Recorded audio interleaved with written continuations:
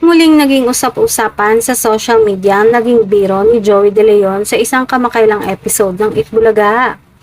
Habang masaya ang kwentuhan ng mga host, pabirong sinabi ni Joey na imbitahan si Kim Chiu sa programa at nagbiro pa tungkol sa posibleng pagpapalitan ng mga host ng magkatapat na noontime shows. Sa kanyang pabirong pahayag, sinabi ni Joey na pwedeng ipalit si Alan Case sa It's Showtime habang si Vice Ganda naman ang ilalagay sa Itbulaga. Naging dahilan nito ng tawanan ng mga host at ng studio audience dahil halatang biruan lamang ang usapan. Hindi pa daw nagtapos ang biruan. Binanggit din ni Joey na isama pa ang isa pang personalidad ngunit hindi niya ito pinangalanan.